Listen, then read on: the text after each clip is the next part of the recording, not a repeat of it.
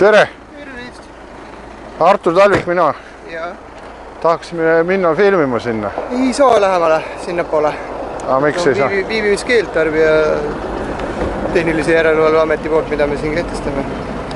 Aga meil on omanike luba. Omanike luba on ainult, kui tarbija järelevalve ametnik on siin, siis meil on lubatud lasta sinna mäe jalaväe. Aga seda võib filmides, ma saan aru. Siit võib filmida. Aga seda ei tohi, jah? Viibimiskeeld on kehtestatud sellele ehitisele seal ja sellele ehitisele. Kui te siin viibite, filmite kummalegi poole, ei ole mingi probleemi. Kui te hakkate minema juba siit nagu üle, siis on, saame meie kasutada... Siis te arreteerite? Kasutame jõudu, sunnime teid lahkuma alguses sõnadega. Selge. Siis kasutame juba kääraudu. Okei, no ärge siis hakake meiega täna jõudu kasutama. Ei hakka. No oli praegu väga selgelt näha, kuidas Eesti Vabariik ei lase siis eraettevõtte territooriumile ja põhjendusi te kuulsite, et lubati isegi käsi väänata, kui me siit üle astume. Aga ma tulen just Jõhvist eurodebatilt, kus osales ka kindral Terras.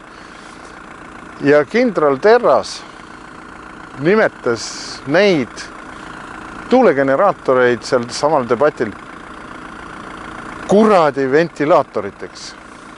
Miks neid kuradi ventilaatorid üldse vaja on? Ja täpselt niimoodi ta ütleski.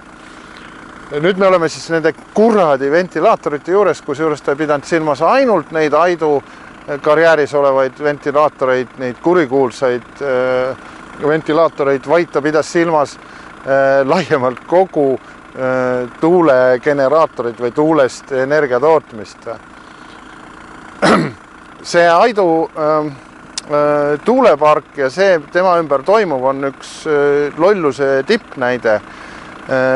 Põhimõtteliselt sellel 2500 hektari suurusel alal see on üks paremaid kohti Eestis, kuhu rajada üldse tuulegeneraatoreid. Siin on siis olnud vana kaevandus, see on loodus, on siin niikuinii tagurpidi keeratud. Siin ei ole inimasustusi väga lähedal, visuaalset reostust sellega inimestele siit ei tule, siit ei lenda üle rändlinnud suurtes kogustes, nagu seda on Lääne-Eestis. Aga siis tuleb Kaitsevägi ja teatab, et kuulge, et siia ei saa ehitada, et need segavad nende radareid. Ja see on nüüd üks absurdne koht. See on nüüd see absurdi tipp sellepärast, et me Eestina tahame olla digitaalselt ja muidu ka innovaatiline riik. Ja me ei suuda nüüd teha siis selliseid radareid, mis suudaksid vaadata meie ohutsooni suunas mööda nendest tuulegeneraatoritest.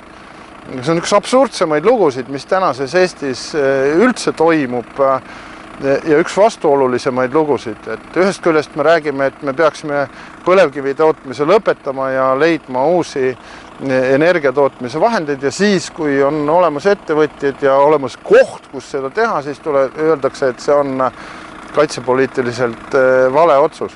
Nii et kui keegi veel, eriti Kaitseministeeriumist räägib innovatsioonist või innovatsioonipoliitikast või nutikast kaitsesüsteemidest, siis lubage mul selle koha peal naerda, sellepärast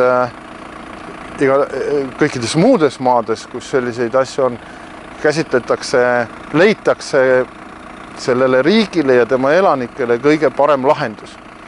Aga politseiga lihtsalt neid tuulepargid kinni panna ei ole kõige targem lahendus.